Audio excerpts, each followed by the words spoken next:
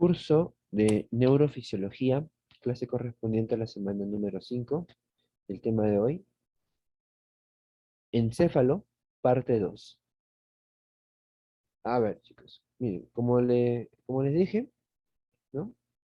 La semana pasada ya hemos terminado algunos conceptos generales de esta diapositiva, ¿no? Hemos visto la morfología del cerebro, ¿no? Hemos visto los componentes, hemos visto las áreas de Brodmann y nos quedamos aquí en lo que son las áreas, la área motora primaria, área premotora y el área motora del lenguaje, o también llamada área de Broca. Hasta aquí llegamos, la clase pasada. Muy bien. Entonces, continuando, seguimos en la división de las áreas cerebrales, pero vamos a al lóbulo parietal, porque en el lóbulo parietal encontramos ahora todas las áreas relacionadas directa o indirectamente con la sensibilidad. Lo que tengo que mencionar es que la semana pasada que hemos estado tocando el tema específico de el el lóbulo frontal, hemos mencionado que el lóbulo frontal tiene condiciones, o mejor dicho, tiene funciones motoras, pero es que no es solamente funciones motoras, también tiene funciones de tipo cognitivas, y esa es más bien una de las funciones de más relevancia que encontramos a nivel del área motora. Una de las funciones entre una combinación de entre lo que es cognitivo y motor es justamente el área del lenguaje.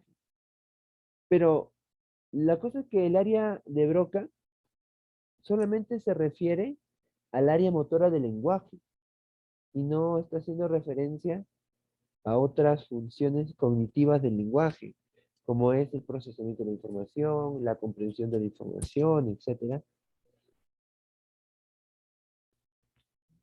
Y más bien, curiosamente, el área de comprensión del lenguaje, ¿dónde está? Está aquí, en el lóbulo temporal, ¿no? Entonces, la distribución a nivel del cerebro es un poco extraña en cierto punto, ¿no? Porque no sigue una regla exacta, es decir, que que todo lo motor o todo lo cognitivo esté netamente en el lóbulo frontal, sino que la parte cognitiva está distribuida en varios sectores. En este caso específico del lenguaje, lo encontramos a nivel del lóbulo temporal, ¿no? Porque, a ver, entendamos, comprensión del lenguaje, ¿qué significa? Que cuando alguien te habla, tú entiendes qué te está diciendo. A eso hace referencia directamente esta área. Entonces, cuando tú estás interpretando lo que alguien te está diciendo, es un punto interesante a tomarlo en cuenta, ¿no? Porque esta, este tipo de función tiene que ver mucho más con el área cognitiva. Y a pesar que yo ya le dije en la clase pasada que funciones cognitivas también van en el lóbulo frontal, lo que pasa es que en mi diapositiva yo no he colocado esos detalles todavía. Bueno, centrándonos netamente en en el siguiente lóbulo, que viene a ser el lóbulo parietal. Recuerden que la semana pasada, inclusive que estábamos viendo esto de las divisiones, vimos sobre todo un área específica, que es esta acá, la circunvolución parietal ascendente, o también llamada el área post-rolándica, ¿no? Es decir, la que está después de la cisura de Rolando, hacia la derecha, ¿no? Y que esta es el área netamente sensitiva. ¿Qué podemos encontrar como áreas específicas dentro del llamado lóbulo parietal? encontramos, como bien menciona acá, la circunvolución postcentral o la circunvolución posrolándica, específicamente en la parte inferior, que llamamos el área 43, que es el área del gusto. Recibe información sobre el gusto y participa en la percepción gustativa. Claro, lo que pasa es que todo el lóbulo en general se encarga de recibir este tipo de información, de recepcionar este tipo de información. Por ello es que cobra tanta relevancia dicha zona, dicha composición. Acá no hay mucho que nombrar, porque a ver, aparte de recepcionar, pasa algo así, lo interpreta, pero vamos, la función gustativa va a generar algún tipo de reacción motora después. Directamente no. Es como no va a generar de forma directa, entonces no va a haber ningún problema. Ahí nomás lo dejamos como información. La que más importa es la parte superior de esta misma circunvolución, porque ahí están ubicadas las áreas 1, 2 y 3 según Brodmann, y este es el área sensitiva primaria. Así como había un área motora primaria, hay un área sensitiva primaria, ¿no? Dice, se ubica en la circunvolución postcentral o posrolándica, procesan básicamente información sobre la sensibilidad del tacto, tacto epicrítico es, ¿no? Acá no debe estar la comodidad y lo voy a corregir. Termoalgesia y el tacto protopático. Ajá. Dos términos netamente de neurofisiología. ¿Qué es el tacto epicrítico? El tacto epicrítico es lo que llamamos comúnmente el tacto suave, ¿no? El tacto superficial. Epi tiene superficial, ¿no? A eso hace referencia. Entonces, el tacto más superficial, el tacto suave, el que podemos decir en términos sencillos que es como una caricia, un pequeño roce, ese tipo de tacto es detectado por esta área. Pero lo curioso es que esta misma área también permite recepcionar el otro tipo de tacto, el tacto protopático, el tacto duro, el tacto profundo, lo que viene a ser, en otras palabras, la presión, ¿no? Cuando tú generas un tipo de presión moderada sobre una estructura de tu propio cuerpo o cuando alguien te da un apretón de manos fuerte, tú sientes esa presión. Bueno, entonces a eso nos hace referencia el tacto protopático y esta es el área justamente destinada para este tipo de función. Ahora, acá solamente en esta diapositiva he colocado o he resaltado dos de las áreas más importantes. No son las únicas. Lógicamente que no son las únicas. Hay muchas más áreas que también son de gran relevancia. Tenemos el área de asociación sensitiva, que está directamente después, ¿no? Y que es la otra área también de importancia, porque a nivel, a nivel del lóbulo frontal, hemos visto, espérense, no se nota mucho con este color, acá, hemos visto que no importa si tenemos un área motora primaria, si es que no tenemos también de forma simultánea un área premotora y un área motora asociativa, ¿no? Si no tenemos esas dos áreas, de nada va a servir porque no va a poder generarse un tipo de almacenamiento de la información y mucho menos se va a dar un procesamiento y una decodificación. Acá pasa lo mismo. El lóbulo temporal tiene sus propias áreas que también cumplen esa función complementaria. Y en este caso tenemos el área sensitiva asociativa, sensitivo asociativa, o también la llaman el área sensitiva secundaria, que está directamente detrás, ¿no? Hacia la derecha de esta circunvolución porrolándica. Tenemos que mencionarla, así que vamos a una área, a un dibujo aparte, ¿ya? Una diapositiva en blanco, ya que no tengo dibujo para esto.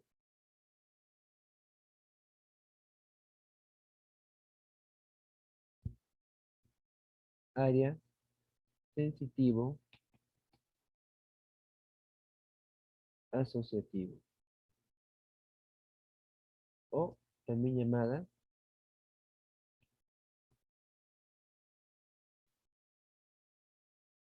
el área sensitiva eh, a ver, ¿cómo acabo de mencionarlas?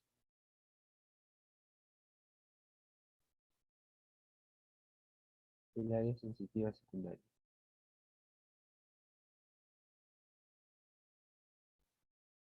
A ver, vamos a colocar.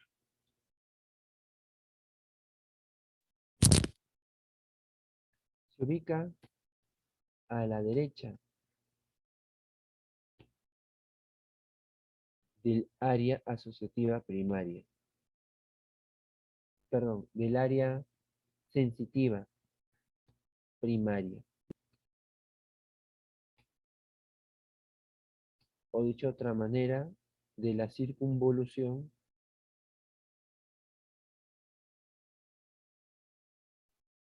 post-rolándica.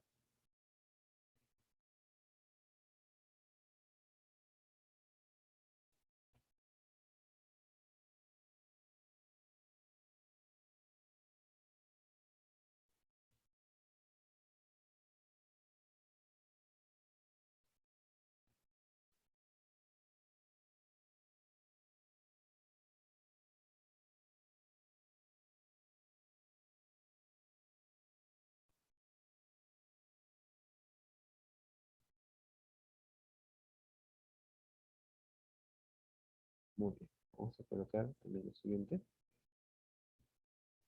Esta área se encarga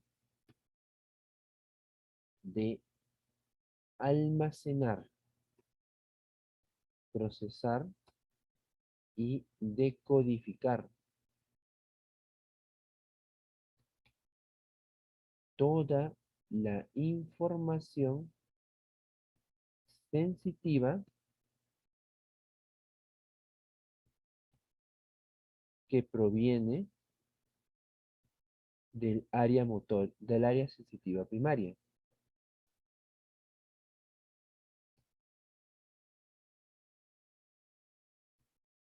para luego enviar esta información hacia las áreas motoras correspondientes,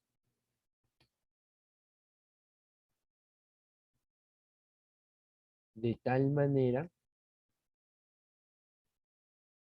que son capaces de generar una respuesta acorde con dicho estímulo.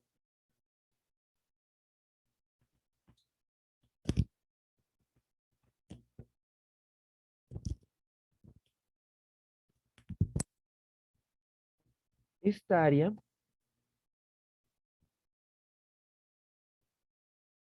es encargada de la percepción, dado que un estímulo solo tendrá un sentido cuando llegue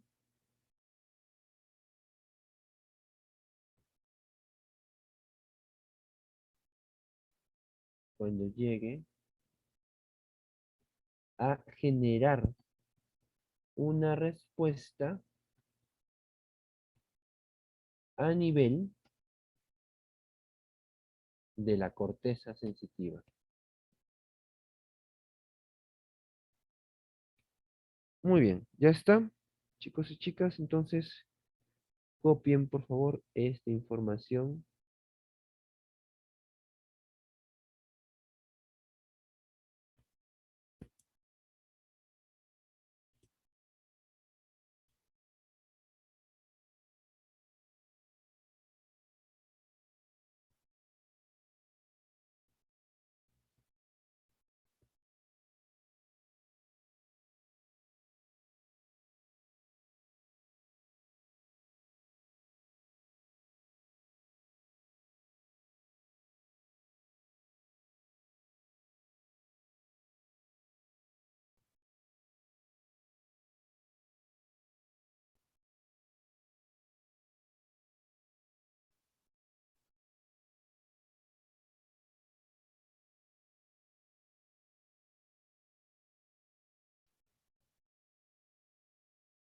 Muy bien, continuemos. Entonces ya tenemos las funciones sensitivas, que las funciones sensitivas se dan principalmente a nivel de la llamada corteza, la corteza del lóbulo parietal, ¿no? Ahora, acá está con el título de áreas sensitivas. Voy a hacer una pequeña corrección, porque no es propiamente un área sensitiva, ¿ok? La referida directamente a la parte occipital. Es un área sensorial, una función sensorial. Tenemos que diferenciar justamente estos dos términos, sensorial de sensitivo.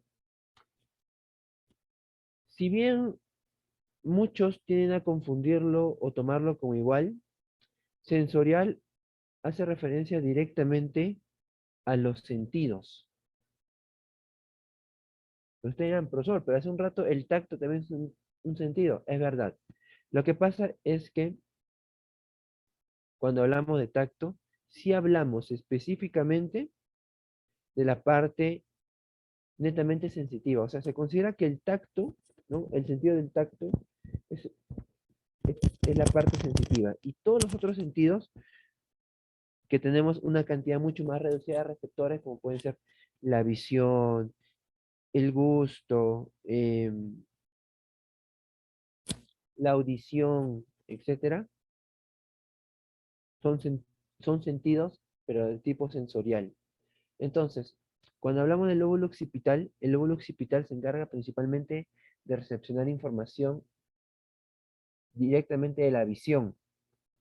Entonces, estamos hablando de la parte específicamente sensorial del cerebro. Áreas de la visión, áreas 17, 18 y 19 según Brodmann. ¿Qué nos dice? Se encuentran en el lóbulo occipital, lugar en donde se da la percepción de los estímulos visuales.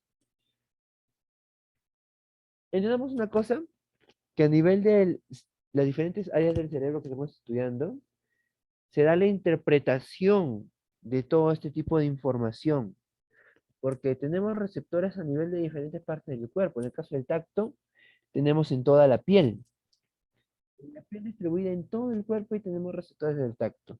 Pero ¿dónde tienen sentido? Donde tienen sentido cuando llegan recién hacia el lóbulo parietal, al área sensorial sensitiva asociativa. En este caso, pasa lo mismo con la información visual. Se recepciona a través de los receptores del ojo, especialmente a los conos y bastones que se encuentran en la parte de la retina.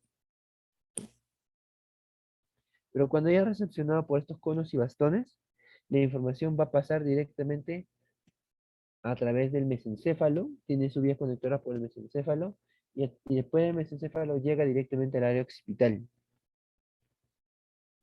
en donde se da justamente esto que estamos leyendo, la percepción de los estímulos de tipo visual. ¿Hay mayores funciones? A ver, podríamos decir que en estas mismas áreas, ¿no? Las 17, 18 y 19, la podríamos inclusive dividir, ¿no? Entre la corteza visual primaria, la corteza visual secundaria y la corteza visual terciaria, ¿no? Es decir, se están dando prácticamente todo lo que veíamos de manera conjunta a nivel de la parte motora y sensitiva. Es decir, se recepciona, coma, decodifica, coma, almacena y se envía información hacia las áreas motoras correspondientes. Porque justamente estamos hablando de tres áreas que cumplen funciones complementarias entre sí. O sea, no es solamente una área, estamos hablando del área 17, 18, 19, la corteza motora primaria, la corteza motora secundaria y la corteza motora terciaria, ¿no? Chicos y chicas, copien la información, por favor.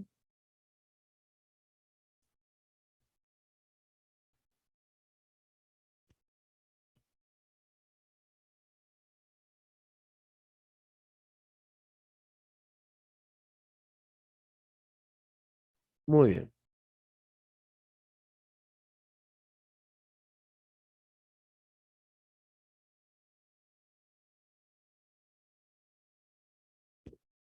A ver. Inclusive acá está la información de forma mucho más detallada. Nos dice, la corteza visual primaria recibe la mayor parte de aferencias del cuerpo geniculado lateral, que es uno de los núcleos talámicos, y la proyecta a las áreas occipitales. A ver, ¿se acuerdan que hace un par de semanas hemos estado estudiando las vías nerviosas que pasan a través de la médula? Y les dije que una de las vías más importantes es justamente a nivel sensitivo, la vía espinotalámica. ¿Por qué cobra tanta importancia la vía espinotalámica, ya sea la espinotalámica anterior o la espinotalámica lateral? Lo que pasa es que esta vía de información, como su mismo nombre lo dice, recibe la información a nivel de la médula espinal y la envía hacia el tálamo.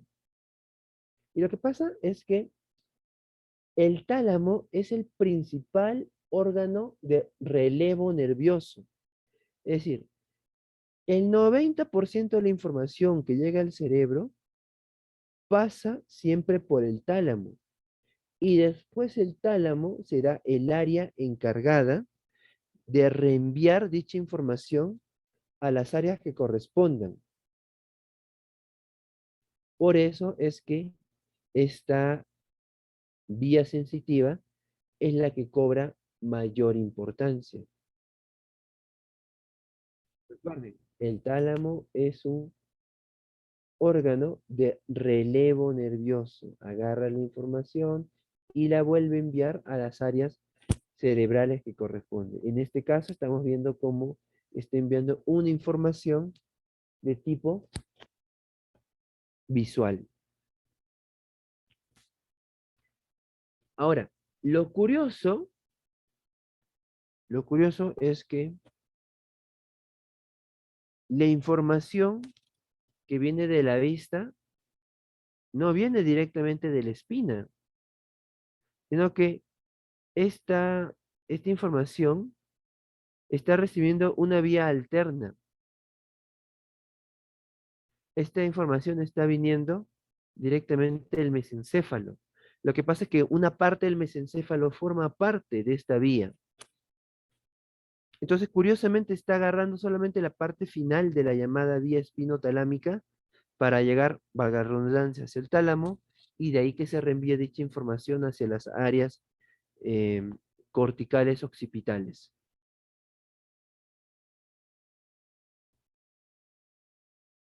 Muy bien.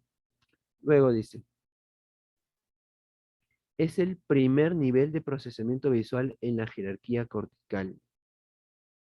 Es funcionalmente heterogénea. Procesa tanto el color, el movimiento y la forma del estímulo visual. Funciona como una especie de buzón en el correo en el cual diferente tipo de información, por eso que decía, por eso que le mencionaba hace un rato función de almacenamiento, ¿no? Buzón de correo en el cual diferentes tipos de información son ensamblados antes de ser enviados hacia las áreas visuales más especializadas, claro.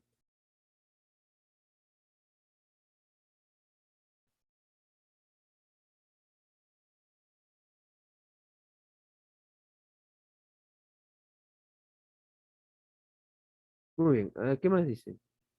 La información sobre el movimiento de estímulo es enviada desde el área 1 hasta el área 5, el cual es especializada para el procesamiento del movimiento. Ajá. Miren, dentro de las mismas áreas motoras, ¿no?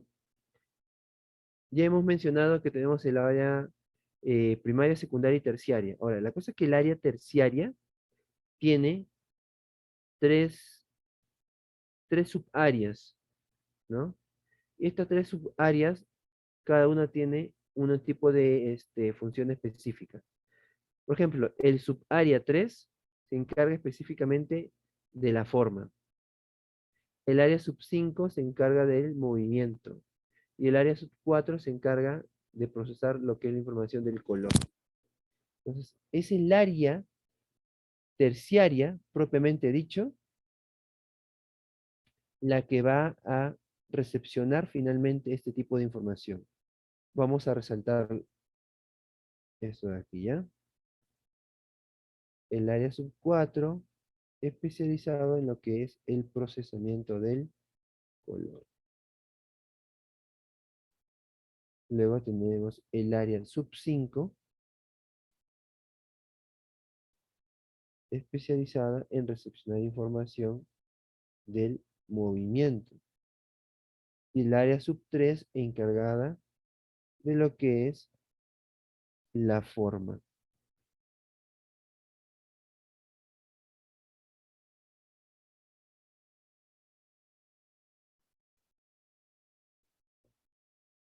Por aquí me ponen, ¿y cómo se controla el movimiento de los párpados?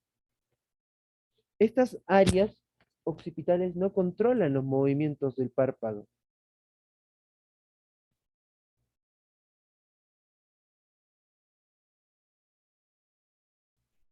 Los movimientos del párpado son controlados a través de los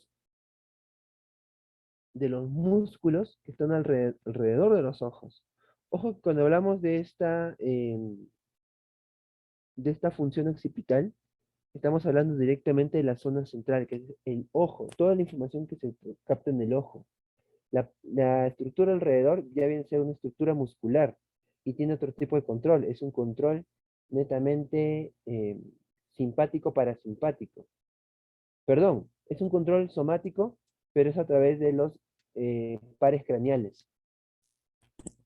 Acuérdense, los músculos alrededor de los ojos son controlados por los pares craneales. ¿Sí?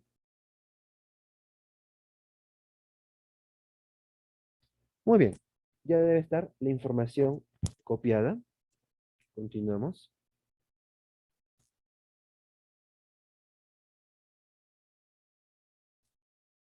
Otra área sensorial, que es la del lóbulo temporal.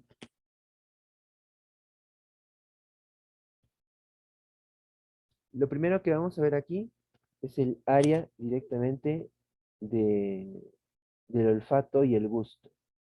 A ver, se encuentra en la parte anterior del polo temporal.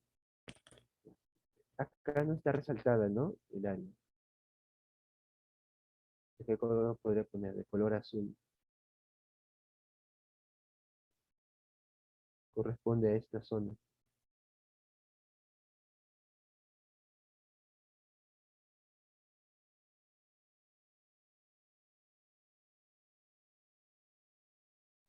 Corresponde netamente a esta zona.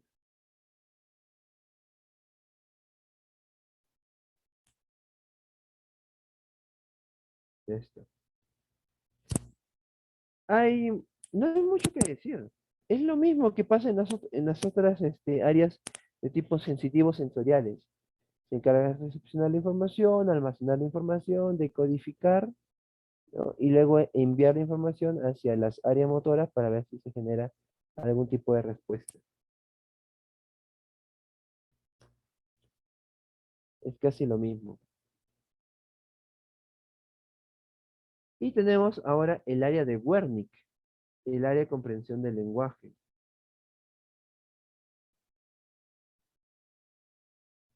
Vamos a colocar aquí.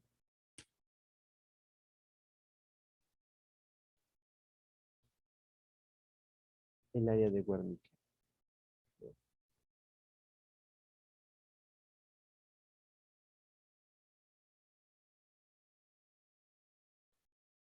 Ya, miren. Son las áreas 39, 40 y 22. Las áreas eh, directamente de comprensión del lenguaje, ¿no? Como bien les mencionaba, esta es una función más cognitiva, que curiosamente en vez de encontrarse en la zona frontal, a esta se encuentra más bien en el lóbulo temporal. Se encarga del análisis de la información visual, análisis de textos, ¿no? Interpretación del lenguaje, y se encarga también del lenguaje ideatorio, que este es lo más curioso, porque esta es la función cognitiva más compleja de todas, el lenguaje ideatorio, porque tú tienes acá que pensar qué es lo que vas a decir para que coordine con, valga la redundancia, tus ideas generales. Estamos hablando de una función metacognitiva, una función de alta especialización, que tal vez sería la primera función metacognitiva que tenemos las personas, ¿no? Es a lo que llaman también el metalenguaje, porque vas a pensar en forma muy, muy breve qué es lo que vas a decir.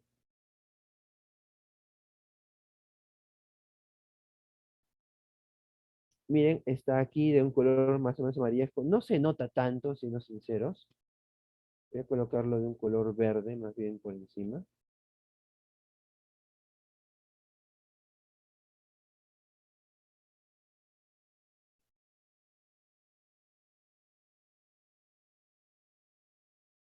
Ya está. Tomen entonces, chicos y chicas, la captura de pantalla correspondiente. Y con ello estaríamos terminando prácticamente todas las áreas cerebrales.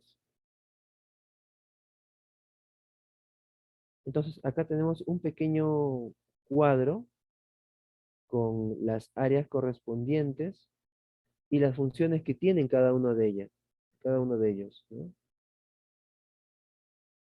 Recuerden que estamos hablando de una distribución según las llamadas áreas de Brodmann, y Brodmann ha dividido el cerebro inclusive hasta en 52 zonas. Pero claro, encontramos más de una zona de estas en uno de los lóbulos temporales. Por eso es que es tan importante tener este cuadro general al final. A ver, entonces hasta aquí terminamos las funciones generales del cerebro. Pero no hemos terminado realmente con el cerebro en su totalidad. Para terminar con el cerebro en su totalidad, faltan varias cosas realmente. Una de las cosas más importantes de las cuales quiero hablar ahorita es la distribución de las capas cerebrales.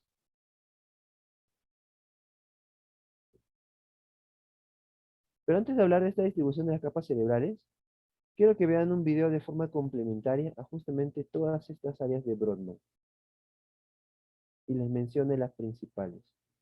Creo que las principales están ahí mencionadas, ¿no?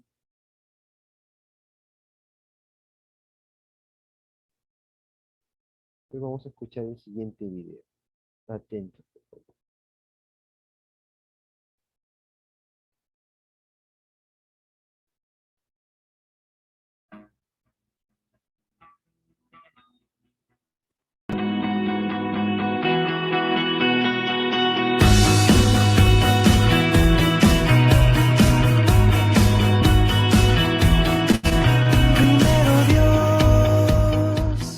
Hola, Vamos a hablar hoy sobre las áreas de Brodmann y nos vamos a ayudar con esta imagen que está aquí, con los numeritos, los colores.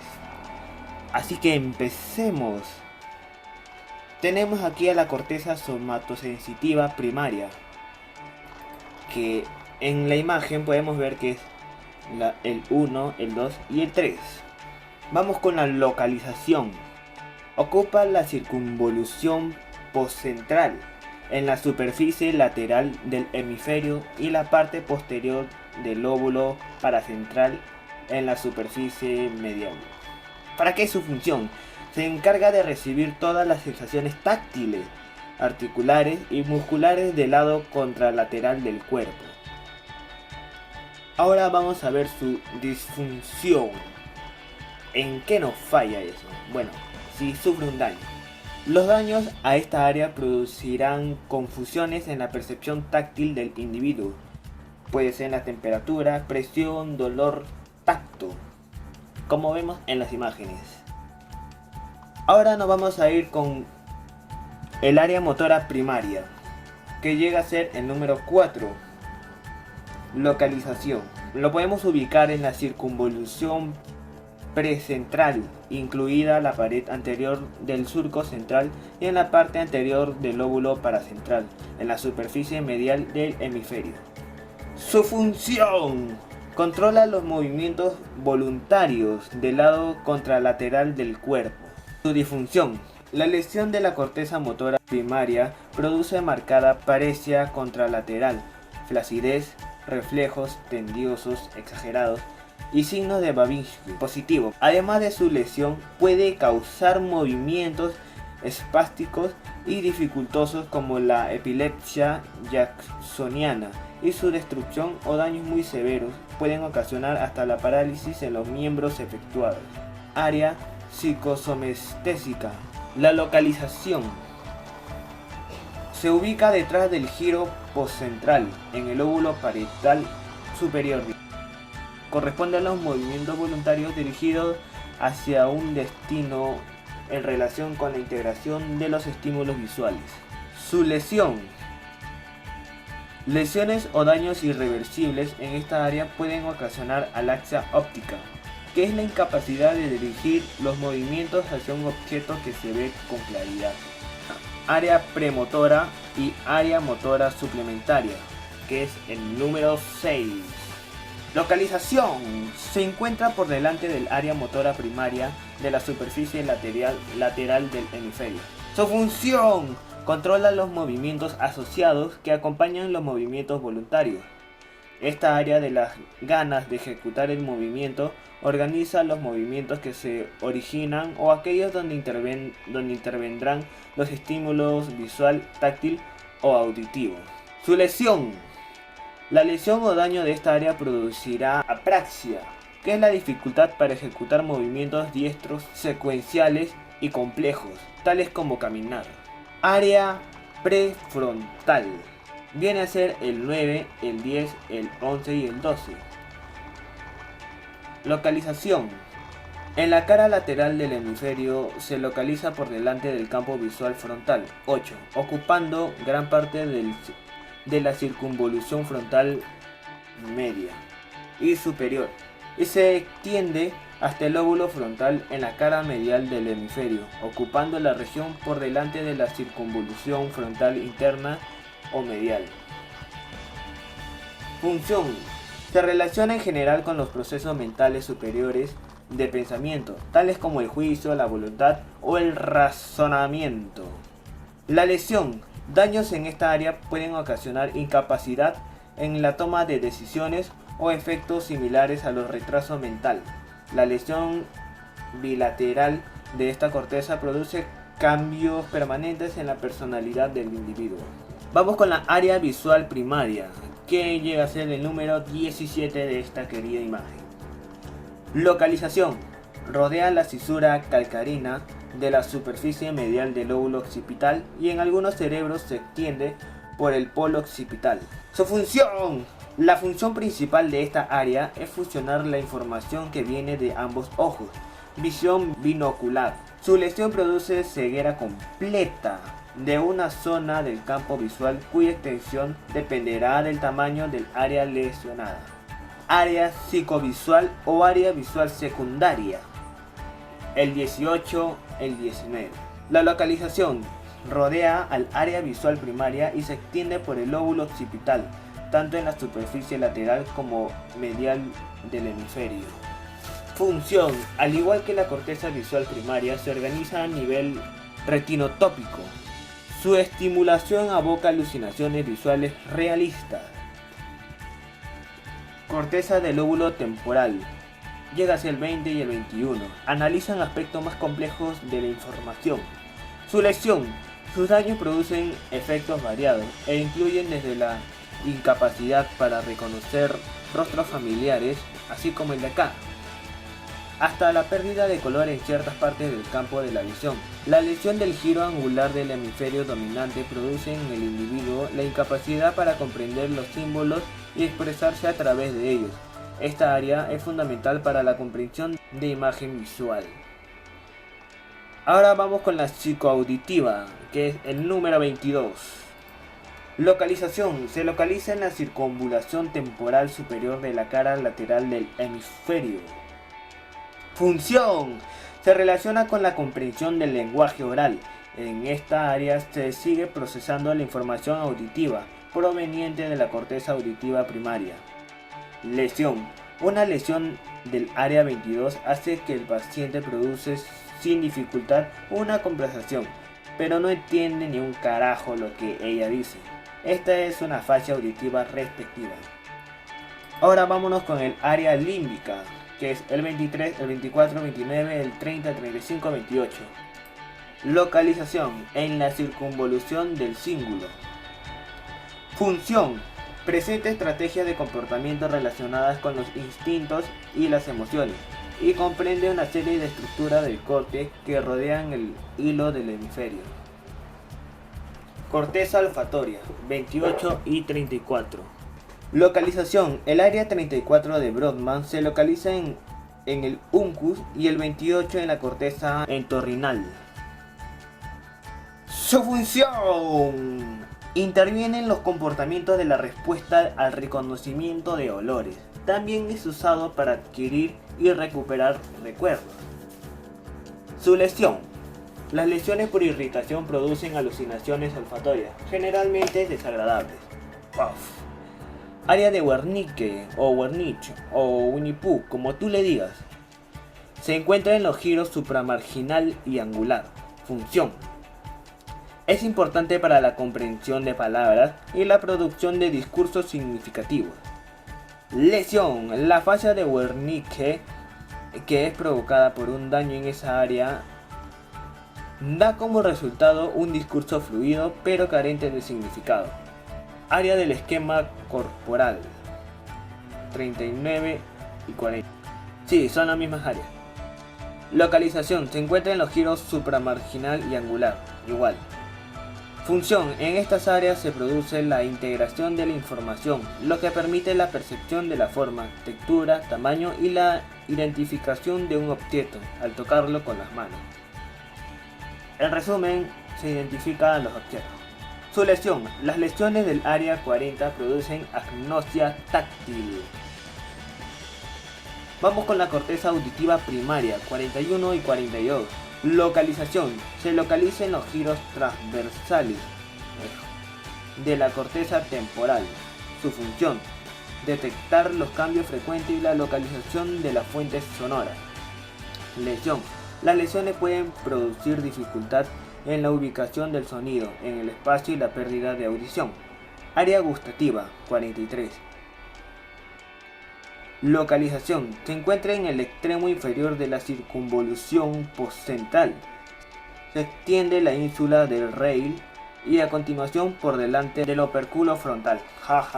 En sus funciones es incluir en mayor medida la sensación del equilibrio, así como este elefante que está aquí.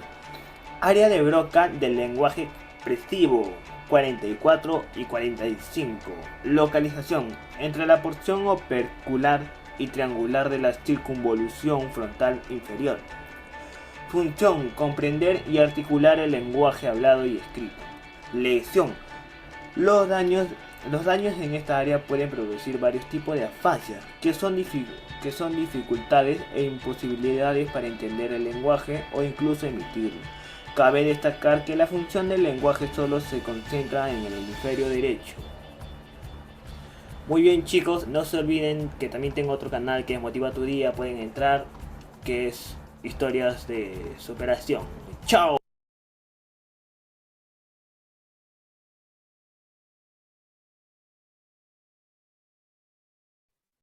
Muy bien, ahí tenemos un video que nos da de forma resumida las áreas de distribución según Brodmann, ¿no?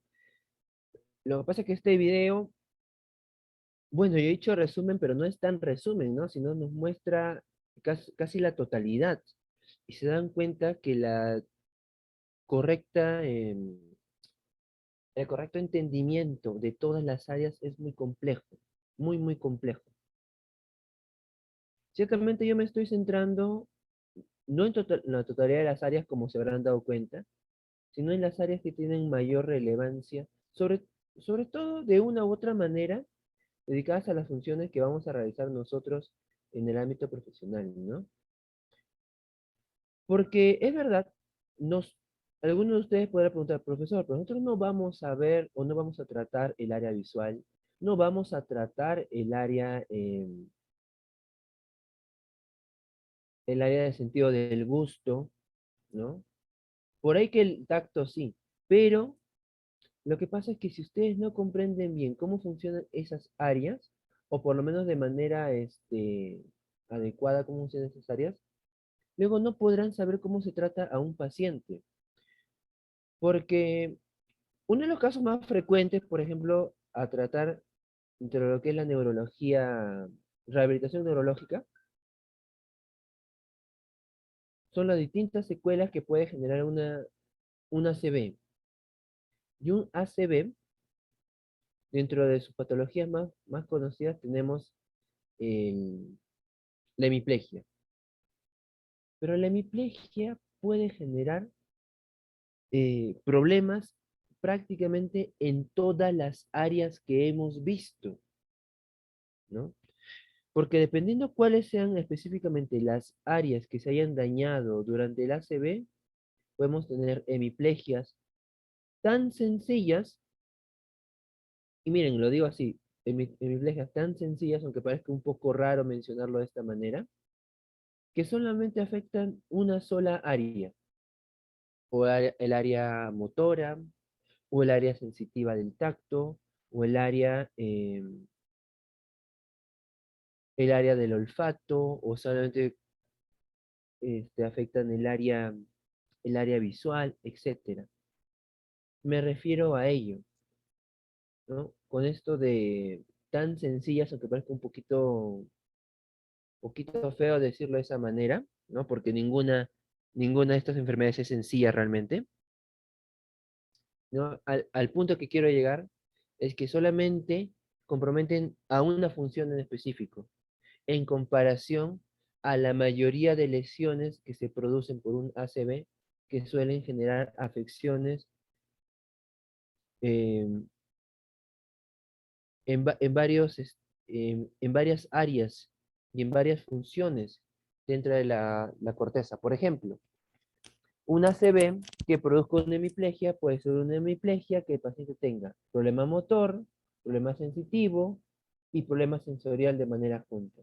Y dentro del problema sensorial tenga un problema, este, digamos, un problema de la visión, tenga un problema del olfato, y encima algunos se suelen complicar con también una afección a nivel cognitiva.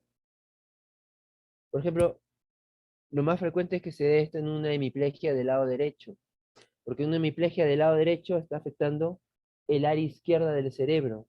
Y esto lo vimos la semana pasada. El área izquierda del cerebro, eh, ¿qué funciones controla? A ver, ¿quién me dice? Vimos la diferencia entre lo que es el hemisferio cerebral derecho y el hemisferio cerebral izquierdo. A ver, quiero que me digan ahorita. ¿Qué funciones controla el hemisferio izquierdo? A ver, Julia, te escucho.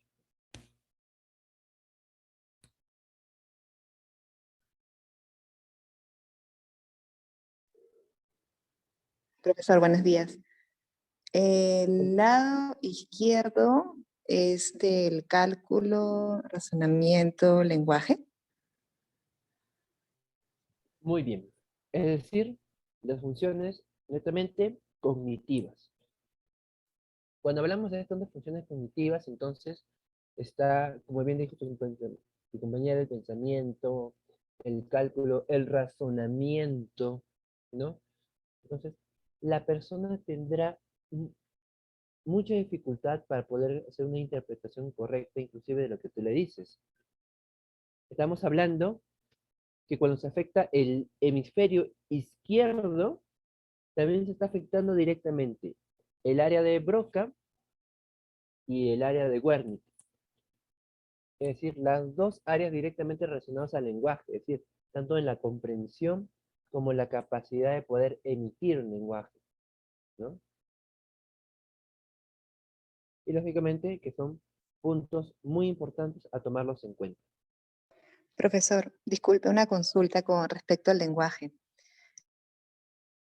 Cuando se refiere al lenguaje, es que a la hora de hablar, eh, se podría decir que los músculos eh, están, aparte de hipertónicos, hipotónicos me parece, eso hace que hable como si balbuceara. A eso se refiere con el tema del lenguaje, que no pronuncia bien las palabras, como que arrastrara las letras. ¿A eso, eso se refiere con lenguaje o que eso es? Quería saber.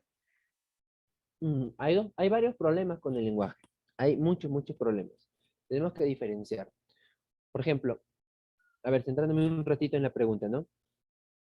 Está el problema de la dislalia, está el problema de la disartria. Dislalia es un problema netamente anatómico muscular o articular. La persona no puede, como lo acabo de mencionar, articular correctamente las palabras, pero es un problema netamente muscular. Hay una dislalia. Disartria es un problema de lenguaje en cual la persona no va a poder emitir en su lenguaje, pero porque en su cerebro no es capaz de planificar las palabras. O sea, tiene su capacidad funcional a nivel de los músculos de la lengua, la faringe, pero de nada sirve esto si es que en el cerebro no es capaz de generar este tipo de lenguaje. O sea, es un problema, son dos problemas de lenguaje, sí, pero son dos problemas diferentes.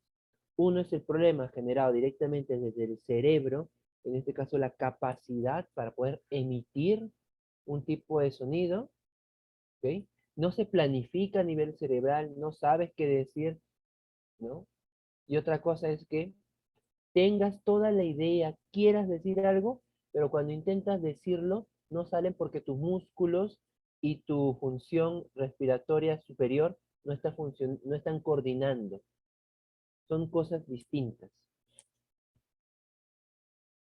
Profesor, entonces en la dislalia, eh, que son problemas más que todo musculares, ahí hay una terapia, me imagino, que ayudan a fortalecer estas áreas. Yo quería hacer una consulta con respecto al tema de la espasticidad, la hipertonía, este, eso a la vez de que uno lo trabaja con un fisioterapeuta, neurorehabilitador, también se trabaja a la par con un nutricionista que le ayuda a mejorar las proteínas en el cuerpo. Le pregunto porque tengo un conocido que, que ha sufrido una ACV y bueno, yo le recomiendo también que siempre lo vea como un todo, tanto el área de fisioterapia como el área de nutrición, porque, no sé, digo yo como también hago rutinas de ejercicios que siempre para poder fortalecer el músculo, que crezca también es importante cierto porcentaje de consumo de proteína, de colágeno, antioxidantes y demás. Esto tiene, es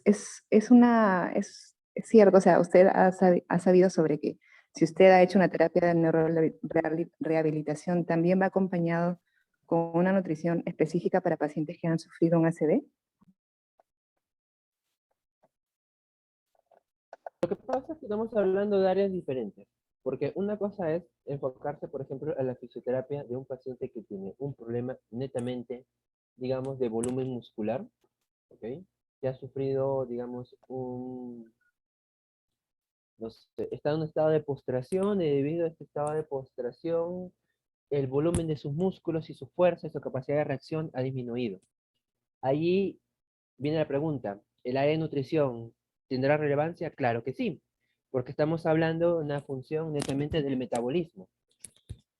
En cambio, la pregunta es, cuando estamos hablando de un área motora, si bien las áreas motoras tienen influencia luego sobre la parte muscular, ¿hay un gran diferencial que tome o que siga un tipo de nutrición específica para ello? No. Ahora, la pregunta es ¿por qué? Porque si bien a nivel de nutrición, los nutricionistas pueden recomendar un cierto tipo, digamos, de dieta, sobre todo de alto contenido proteico para mejorar el componente muscular, pero ¿qué tanto pueden influir realmente sobre la capacidad de sinaptogénesis en el cerebro? Es decir, ¿habrá la capacidad de consumir ciertos nutrientes necesarios para que fortalezcan el sistema nervioso? Sí hay, pero la cosa es que, curiosamente, acá viene algo bien curioso de nuestro cerebro. Por más que tú tengas todos los nutrientes a tu disposición, ¿ok? El cerebro solamente va a captarlos si es que se ejecutan las funciones que estimulen dicha captación de nutrientes. Es decir, aquí, por más que podría haber un tipo de ayuda, es verdad, en relación a lo que es la nutrición, no es determinante. Acá lo determinante es netamente la terapia. Hay un montón de estudios que inclusive en esta área neurológica determinan que la terapia es mucho más importante que los mismos medicamentos. A diferencia de otras áreas de la medicina o de la salud en general, en cual hemos visto que las medicinas en general pueden ser mucho más importantes, inclusive que la misma terapia, acá no, acá sucede lo contrario. Por eso es que el área de neurorehabilitación es el área, eh, ¿cómo podría decirles? Más desarrollada, porque es donde la terapia física, así como componente de la salud, cobra mayor sentido, cobra el mayor sentido posible, porque es inclusive más importante que la misma medicina. Y los mismos neurólogos saben y entienden esto.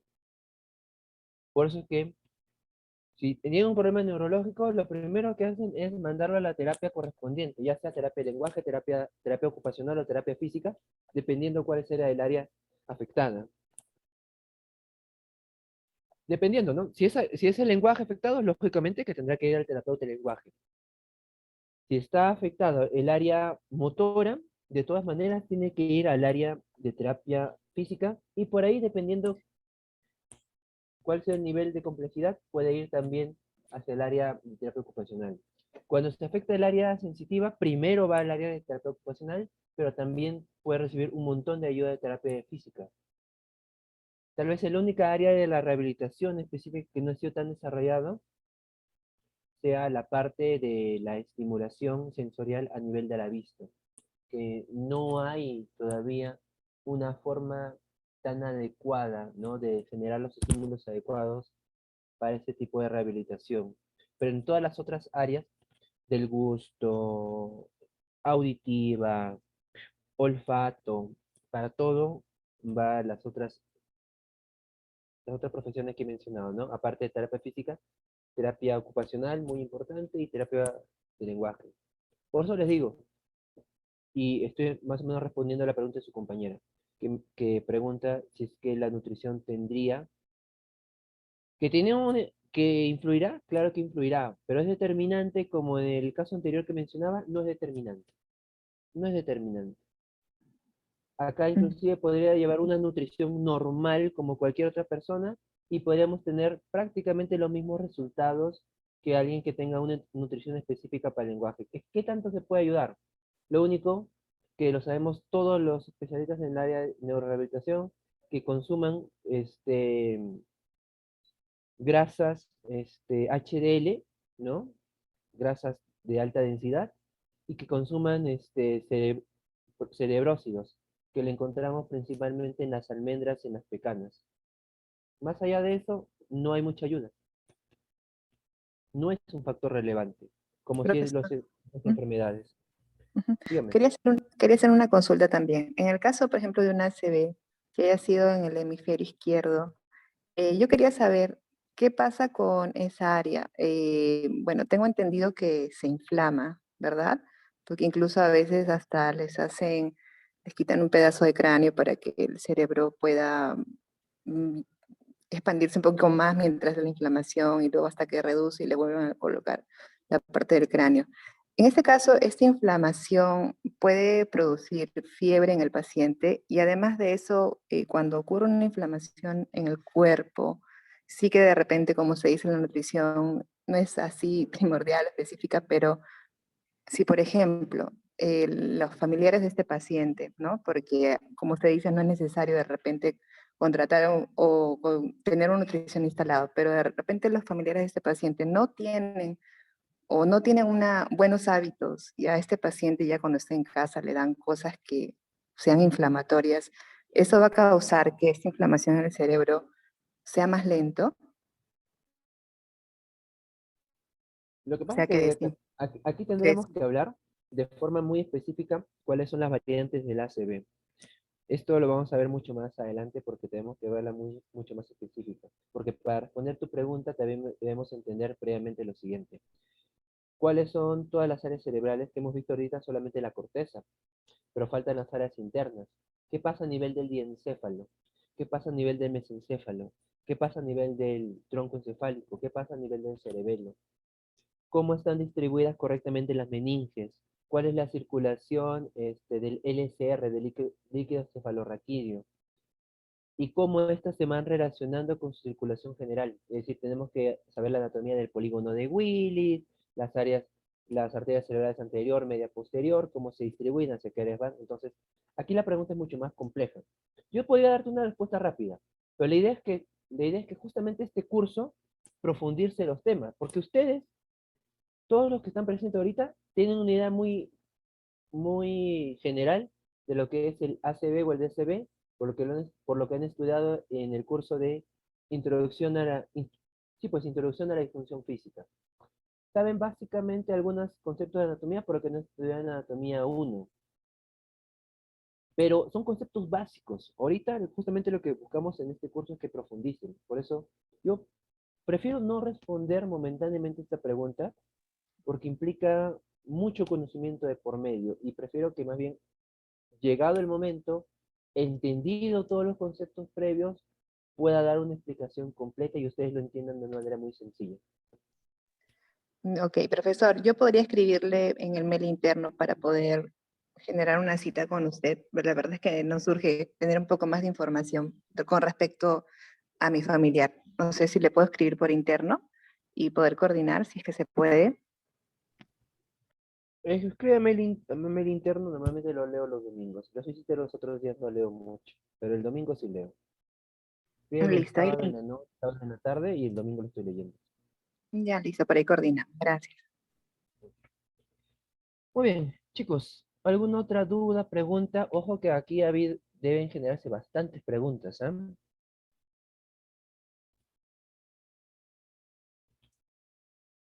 Profesor, disculpe, referente al tema, incluso lo que mi compañera ha comentado, lo que puedo recalcar es que para las enfermedades neurológicas, lo principal sería el estímulo, la estimulación, ya que en las terapias lo que se hace mayormente es estimular todas las áreas, como se dice, ¿no? Entonces, sería esa la respuesta más importante, ¿no? La solución más importante sería el estímulo para cualquier enfermedad neurológica, ¿es así?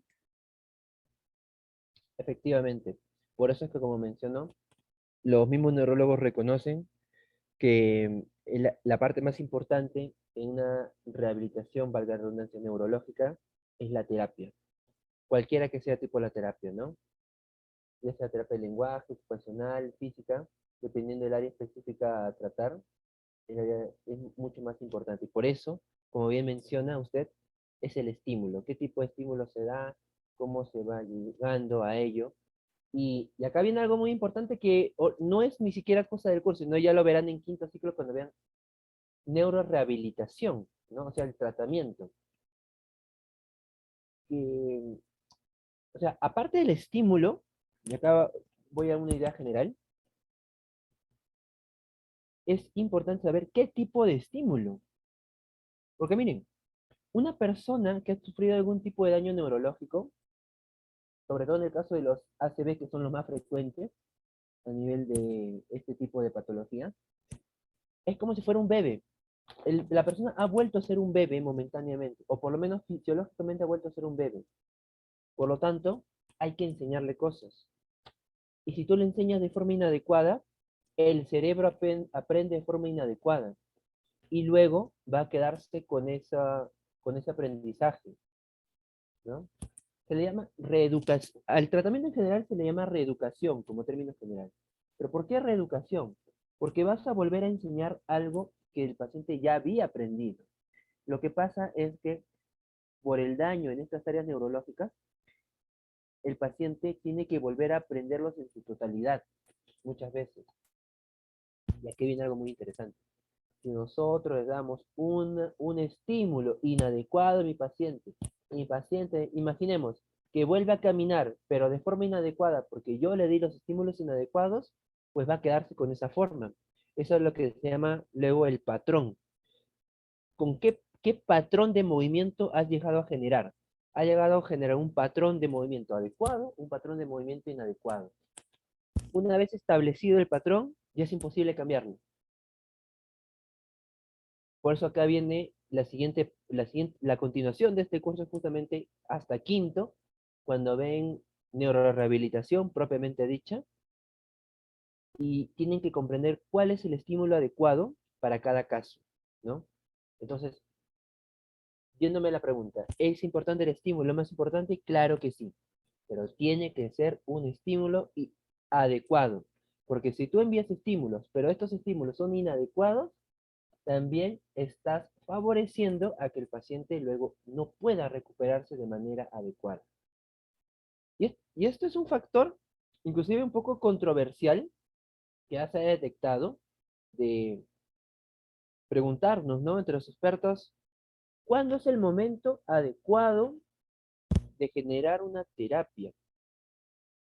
¿Qué pasa si mi paciente ya recibió un tipo de terapia, pero lo recibió de forma inadecuada? ¿Tiene posibilidades de cambiar su patrón de movimiento?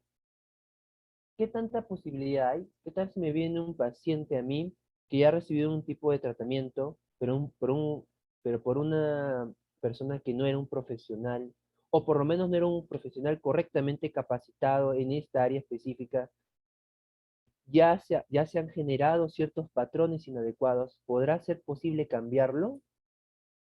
Es algo que todavía se investiga bastante, ¿no? Algunos estudios preliminares nos dan un mal pronóstico. Algunos estudios nos dicen que ya no es posible. Siendo sincero, en muchos de los casos, cuando ya se genera un tipo de patrón, ya es muy difícil cambiarlo. Hay algunos estudios que dicen que sí, pero la gran mayoría dicen que no. Se están haciendo todavía lo que se llama los metaanálisis para ver cuáles son los estudios más valideros, cuáles son los de mayor rigurosidad y cuáles se pueden tomar en cuenta, ¿no? Entonces, esto es todavía un conocimiento que está todavía en discusión. Pero yo podría decirles de forma anticipada que los estudios más importantes nos dicen que no. Por ahorita los estudios más importantes nos dicen que no. Que cuando ya el paciente adquirió un patrón de movimiento, y es muy difícil cambiarlo. Y por lo tanto, si tú generas en el paciente un patrón de movimiento inadecuado, ahí queda. Muy bien, chicos y chicas, hasta aquí vamos a culminar momentáneamente, ¿ok? Ya, a ver, chicos, miren. Como les mencionaba, ahora lo siguiente que tenemos que ver es cómo están distribuidas las diferentes capas a nivel del cerebro. Primero que nada hay que entender lo siguiente. En todo el sistema nervioso tenemos dos tipos de sustancias. Y cada uno de estos tipos de sustancias está acumulando una forma específica una forma, o mejor dicho, una zona específica de la neurona. Por ejemplo, por un lado tenemos lo que viene a ser la sustancia gris, y que esta sustancia gris está acumulando los cuerpos de las neuronas. Por lo tanto, ahí se centran las funciones de mayor relevancia del sistema. Y por otro lado, tenemos a la sustancia blanca, que es la parte que acumula los axones neuronales. Ese es el detalle. Entendido esto, cuando hablamos de la médula, hace un par de semanas, la sustancia blanca es periférica y la sustancia gris es central. En cambio, aquí pasa totalmente lo contrario. A nivel del cerebro y en general de todo el encéfalo, pasa lo contrario. Por lo que la sustancia gris tiende a ser periférica y la sustancia gris tendría que ser central. En cambio, aquí la sustancia gris es periférica, disculpen, y la sustancia blanca es central. ¿Esto qué quiere decir? Que las estructuras de mayor relevancia para una función específica se encuentran en la parte periférica. Por eso es cuando nosotros hablamos de la corteza cerebral, hablamos de las diferentes funciones o áreas de funciones. Porque aquí se encuentra en la parte más externa, la parte de mayor relevancia.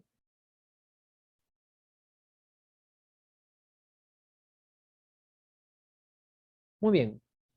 Acabamos de ver la distribución por lóbulos y la distribución por áreas según la clasificación de Brodmann.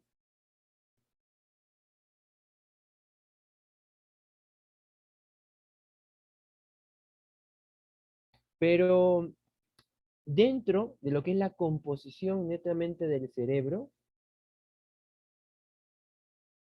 también tenemos que ver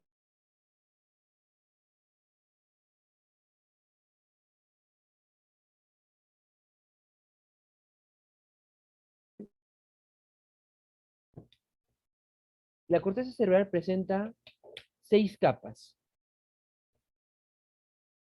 En cada una de estas capas presenta diferentes tipos de neuronas. Tal vez algunas de las más relevantes son, por ejemplo, las neuronas de Cajal, que se encuentran en la capa 1, que son las más superficiales, y que son las llamadas neuronas de asociación. ¿Por qué neuronas de asociación? Porque son las que buscan conectar las diferentes áreas corticales y e inclusive buscan conectar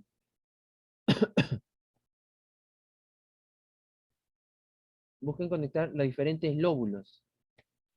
Hace un momento les dije, por ejemplo, que la información que se encuentra en el área sensitiva secundaria tiene que pasar al área motora secundaria para que recién pueda llegar al área motora primaria y a través del área motora primaria se puede dar la ejecución de una función.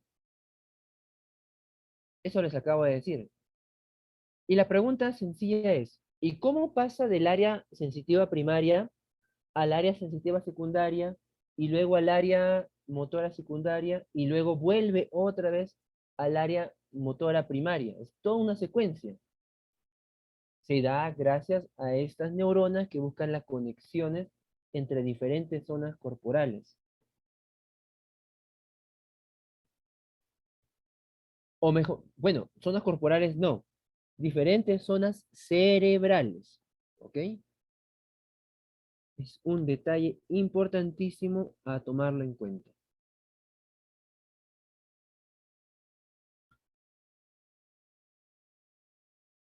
Muy bien, entonces ahí tenemos una de las áreas neuronales de mayor relevancia, que es la primera corteza, y esta primera corteza que corresponde a las neuronas de Cajal. Y luego las otras de gran relevancia son las neuronas que se encuentran en la quinta capa de la corteza cerebral, que son las llamadas cortezas gigantopiramidal de Bell's, que ya lo mencioné, si no me equivoco, en la clase, hace un par de clases, pero lo vuelvo a otra vez a mencionar. ¿Por qué? Estas neuronas gigantopiramidal de Bell's lo que permiten, lo que permiten es que dichas áreas tengan una mayor cantidad de funciones, perdón, tengan una mayor cantidad de conexiones.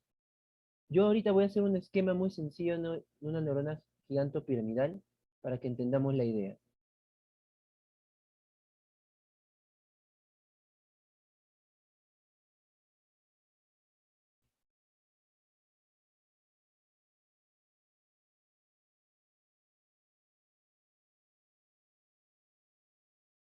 Este es el esquema básico. Ya sabemos que por dentro tiene su núcleo. Y acá viene lo interesante. Y esto, no me acuerdo si lo vimos en la clase de neurona, creo que sí, creo que no. Recuérdenme. Y vimos la neurona multipolar. ¿Vimos clasificación de neuronas como la multipolar? Por favor, confírmenme.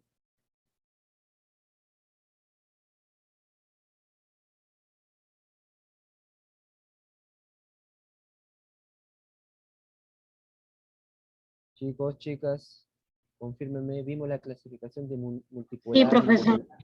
Sí. Ok. Entonces, aquí estamos viendo una variante de una neurona multipolar, ¿no? Entonces tiene un montón de dendritas a su alrededor y por lo tanto tiene un montón de conexiones nerviosas.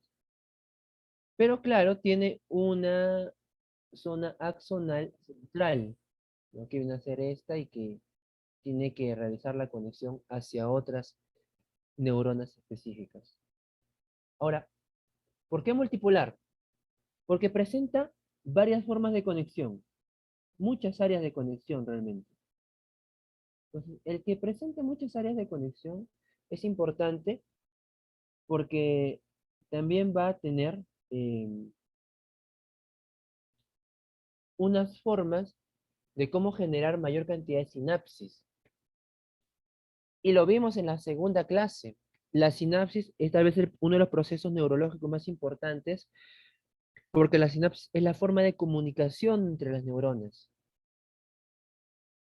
Entonces, significa que mientras mayor cantidad de conexiones sinápticas pueda tener una neurona, mayor complejidad tendrá sus funciones, mayor importancia también tendrá, por lo mismo. Por lo tanto, una neurona, como viene a ser esta, la neurona gigantopiramidal de Bell's, es la que tiene mayor cantidad de interrelaciones, interconexiones neuronales y por lo tanto también tiene mayor importancia.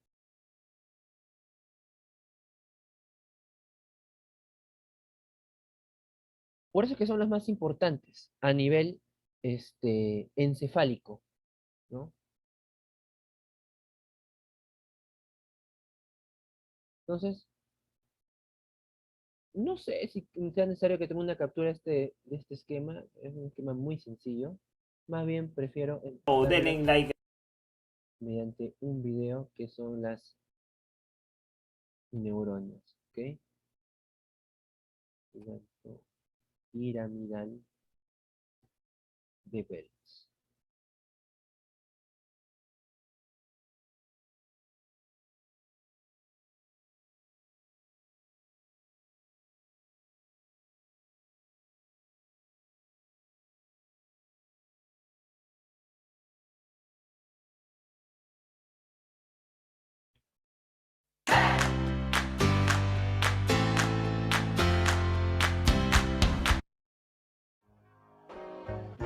Voy a proponerte un ejercicio de imaginación. Si estuvieras en una habitación completamente oscura, sin nada a tu alrededor, por un tiempo prolongado, ¿crees que entrarías en desesperación o más bien mantendrías la calma. ¿Eres consciente de todo lo que constantemente hace nuestro sistema nervioso central para poder ejecutar todo tipo de actividades? Nuestro cuerpo es una maravilla. Piénsalo por un momento. Levantarte de la cama, recordar algo, aprender, inclusive cuando crees que los sentimientos flotan por tu ser, las protagonistas son las neuronas. Todo esto sería imposible sin ellas, y hoy te vamos a hablar de una de las principales. Estas son las neuronas piramidales. Espera. Hagamos de esto algo más didáctico. Ok, les presento neuronas piramidales. Las puedes encontrar por cantidades, bastantes variedades. Algunas pequeñas, unas cuantas son grandes y otras gigantes. Peculiaridades tiene este tipo de neurona, como por ejemplo su extraña forma, un soma que parece pirámide, no es broma. Dendrita alargada llamada apical junto a otras basales más cortas. Se pueden encontrar en abundancia en el SNC, sistema nervioso central, entre capas de la corteza cerebral, especialmente capa interna y externa piramidal. Así se clasifica Golgi 2 y de ahí su tipo axón, no muy largo para un tiempo de reacción preciso. Enfatizo, el espacio es reducido pero su accionar es conciso. También se ubica en la corteza motora, por su tamaño gigante se conoce como célula de Betz, hasta neurona. Al nombre de su descubridor le hace honra. Clasificación Golgi 1 a razón de ser alargado, cuenta con un axón prolongado para enviar la señal a sitios alejados. Neurona de proyección también se le ha llamado. Pero, ¿qué hacen las neuronas piramidales? En pocas palabras, cumplen un papel funcional primordial y fundamental para los procesos de índole motor y mental. Es elemental, no puede faltar ni fallar. Se encarga de controlar procesos superiores como lo es el pensar, caminar y hasta tu palpitar. Además, el mandar el impulso neuronal por medio de la médula espinal al inervar a la motoneurona en transmisión sináptica hasta la información ejecutarla. Continúo con el relato, y es que esta neurona se activa en acción del glutamato, un neurotransmisor que actúa ipso facto en el acto entre la neurona excitatoria y la molécula y un pacto. Y así es como funciona, hágame caso. Y así es como funciona, hágame caso. Y así es como funciona. Ahora a mi compañera le doy paso. Ya, Montes Rap. Ahora piensa en lo increíble que es nuestro cuerpo. No solo lo superficial, sino la cantidad de maravillas que pasan dentro. Son miles y miles las reacciones químicas y bioeléctricas que suceden cada minuto, o mejor dicho, cada segundo en el que éstas nos hacen sentir vivos. Así concluye nuestra travesía para enseñarte qué es y qué hace una palabra que todos conocen, pero que pocos saben su importancia y lo que significa. Esperamos haber dejado una buena información y que te haya gustado. Gracias por ver este.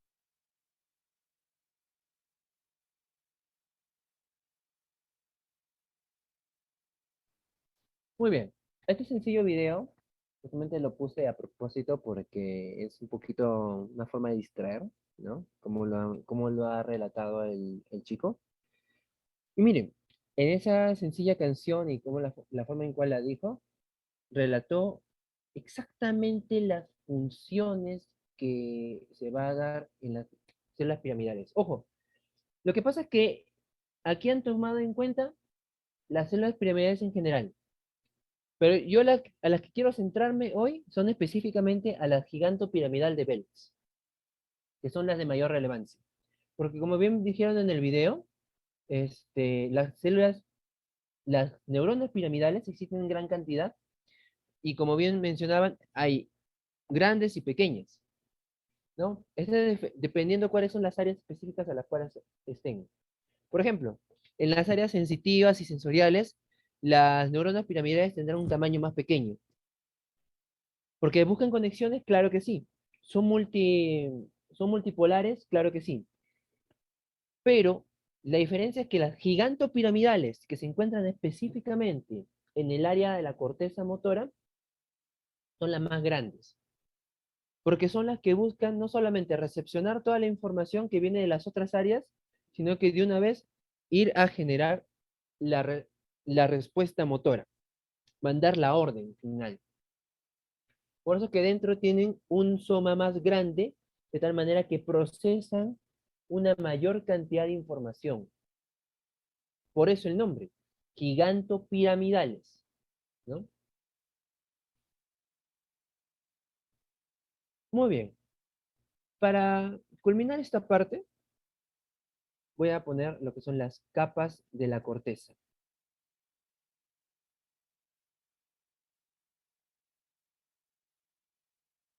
Capa de la corteza cerebral.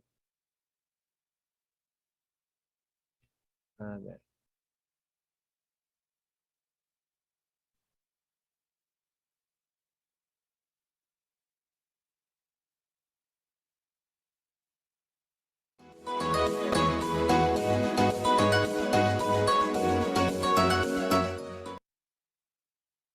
La magia te llama a una celebración que lleva 50 años creándose.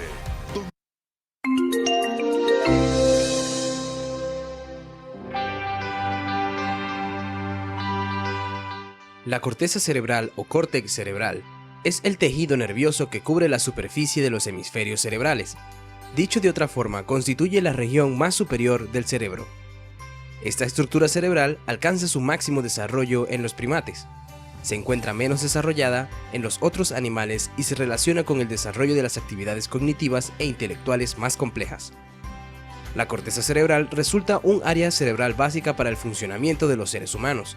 En esta región se desempeñan funciones como la percepción, la imaginación, el pensamiento, el juicio o la decisión. En este video explicaremos las principales características de la corteza cerebral. Se especifican sus capas, sus neuronas y su organización funcional, y se revisan las funciones que se llevan a cabo en esta región del cerebro. Asegúrate de ver hasta el final del video. Quizás aprendas una o dos cosas sobre el funcionamiento de la corteza cerebral en los humanos.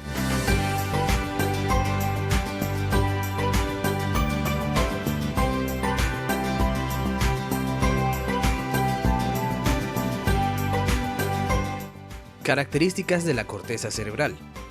La corteza cerebral de los animales mamíferos está representada por una lámina de sustancia gris, la cual cubre los dos hemisferios cerebrales.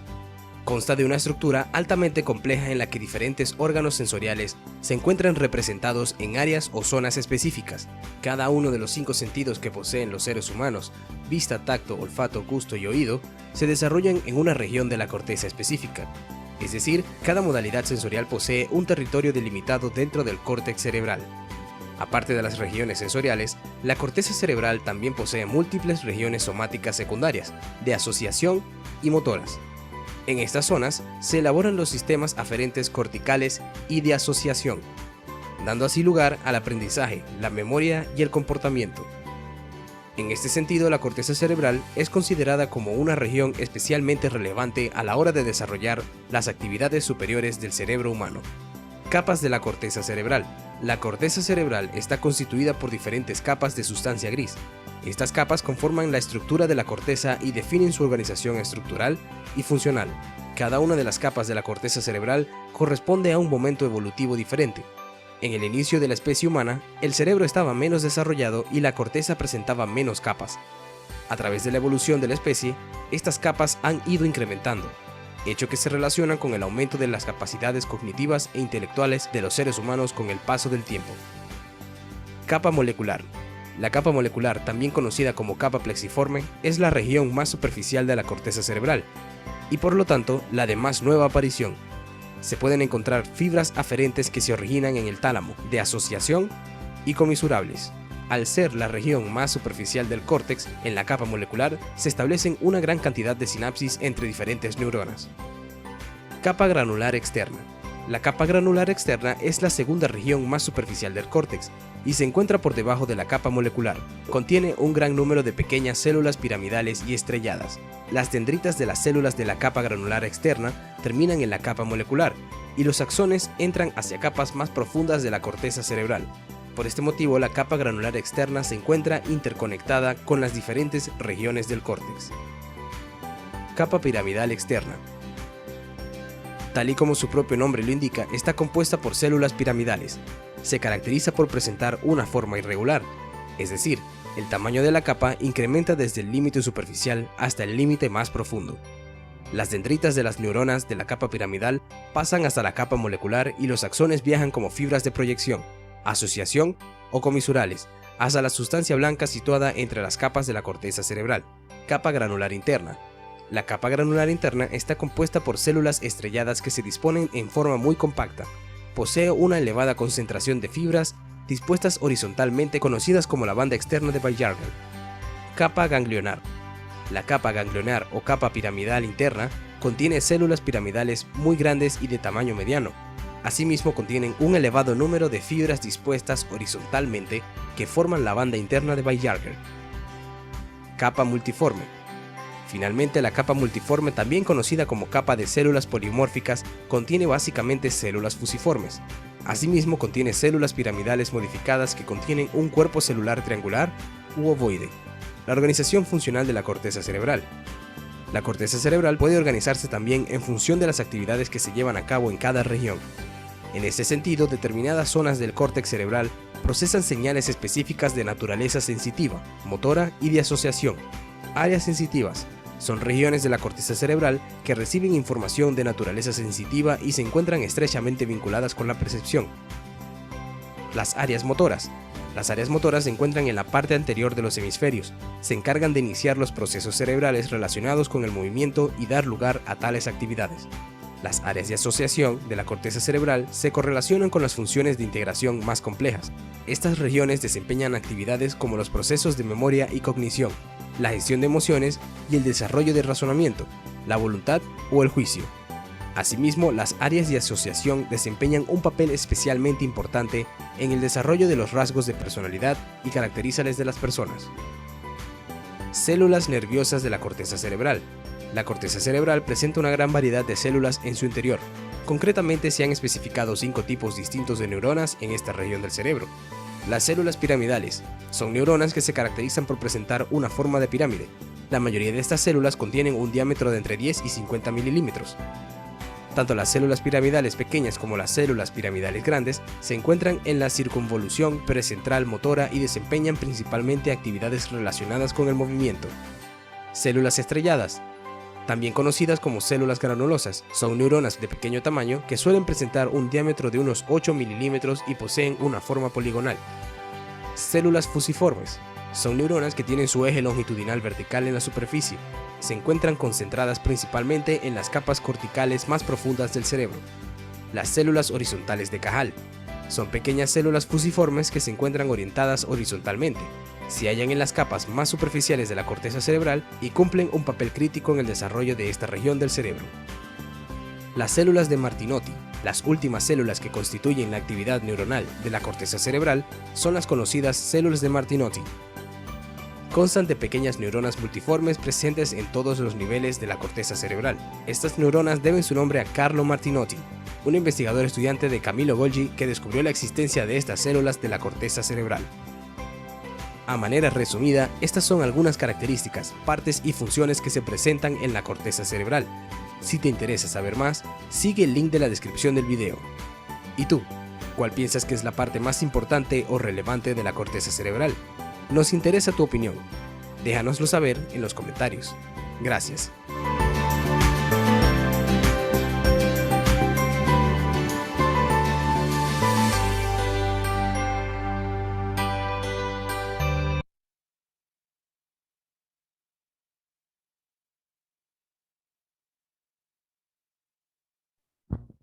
Muy bien.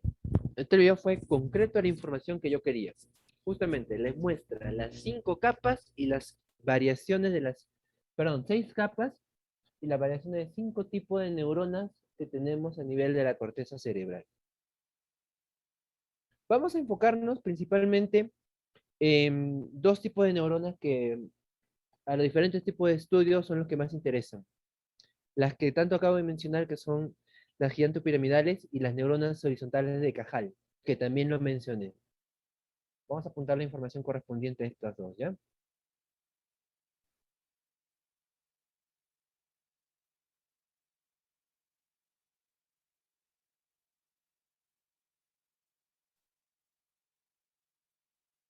neuronas corticales.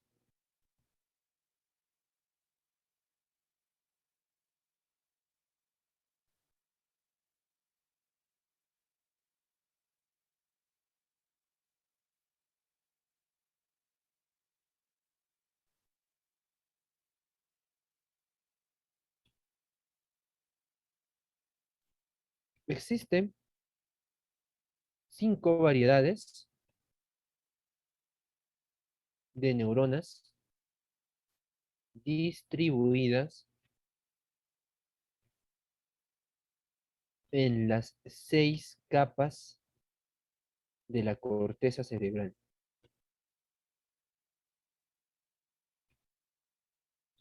Dentro de ellas tenemos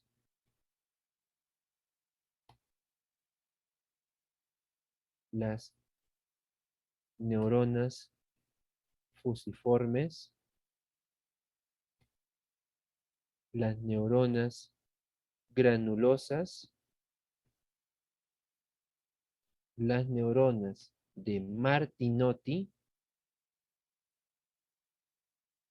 las neuronas de Cajal y las neuronas de Peltz. Entonces, 2 de estas tienen nombres específicos y tres tienen ya nombres de acuerdo al autor, o dicho de otra manera, al científico descubridor de dichas neuronas, ¿no? La neurona de Martinotti, la neurona de Cajal, las neuronas de Belz. Pero nos vamos a enfocar específicamente, como ya les acabo de mencionar, en las neuronas de Belz y las neuronas de Cajal. Neuronas de Cajal primero. O el nombre completo, neuronas horizontales de Cajal, ¿no? Eso lo vamos a detallar acá. ¿Ven? A ver. Ok. Son neuronas de disposición horizontal, las cuales son neuronas de disposición horizontal.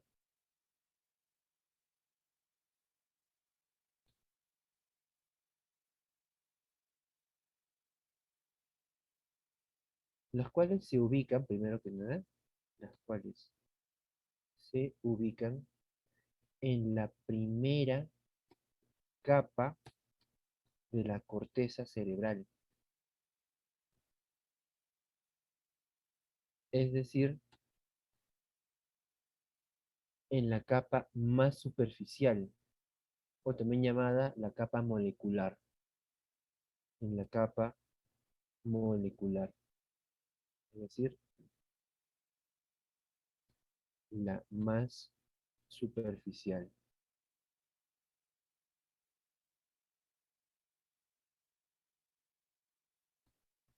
Son neuronas que cumplen una función asociativa, dado que permiten la, la comunicación entre las diversas áreas y lóbulos de la corteza cerebral.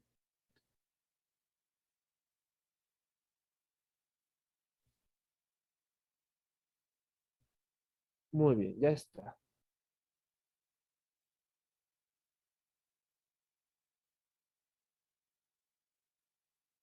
Luego tenemos las neuronas de Belz.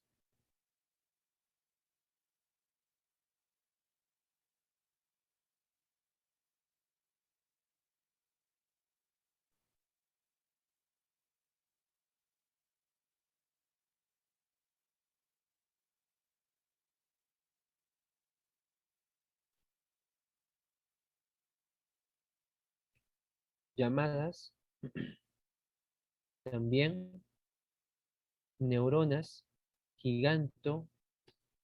piramidal de Bells, dada la forma que presentan en su soma. Ah, ¿verdad? Acá arriba me faltó colocar un detalle. Son neuronas de posición horizontal, coma.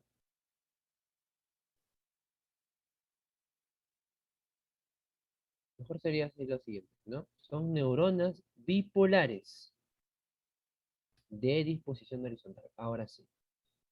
Dada la, ahora sí, dada la forma que presenta en su soma. Recuerden que el soma de la neurona es el cuerpo, ¿no? Lo mismo.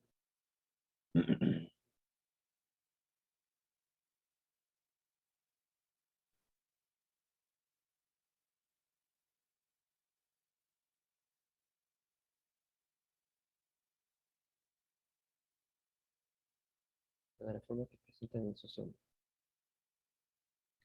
Son neuronas multipolares,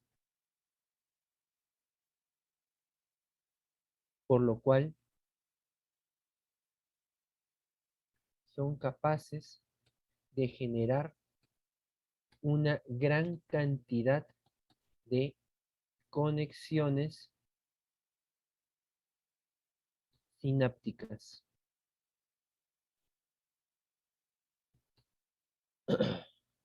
Se ubican en la quinta capa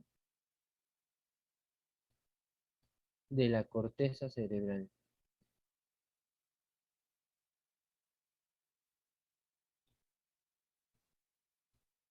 Es decir,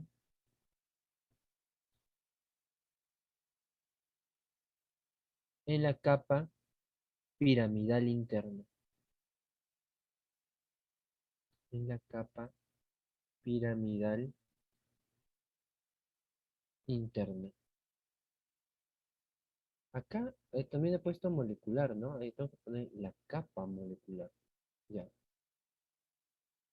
De paréntesis. Una de las más profundas.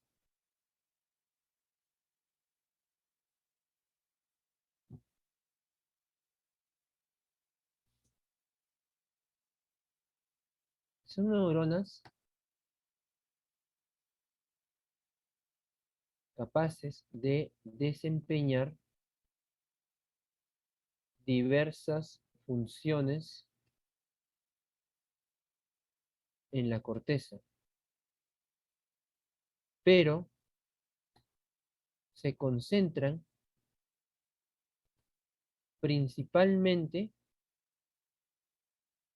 en el área motora, o mejor dicho, en las áreas motoras, ¿no? O tendría que decir, mejor dicho, en la circunvolución frontal ascendente. Por ello, permiten las funciones motoras. Y como detalle adicional, que si bien ya lo mencioné, no está de más repetirlo, desde estas neuronas nacen los impulsos nerviosos que forman parte de la vía piramidal.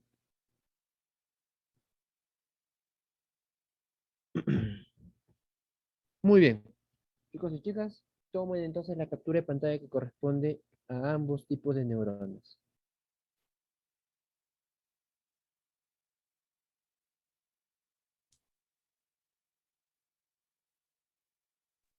Profesor, circunvolución está mal escrito.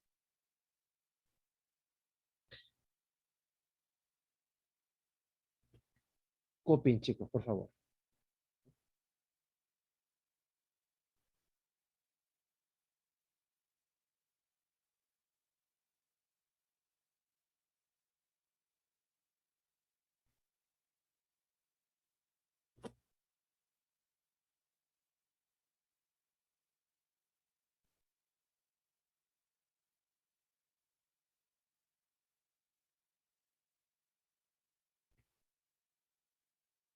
Muy bien.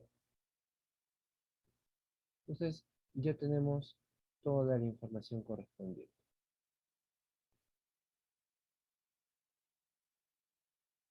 Bueno, ya terminamos entonces toda la parte teórica.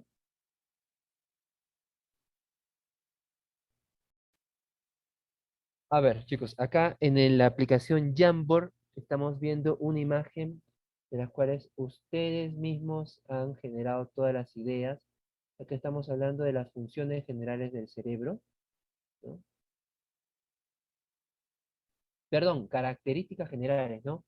El tamaño que tiene, el peso que tiene, el diámetro, la longitud. Por acá me han puesto que, ¿dónde está esto de la longitud?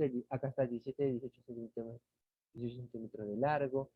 Es el órgano principal del cuerpo, qué tipo de funciones presenta, cómo está dividido.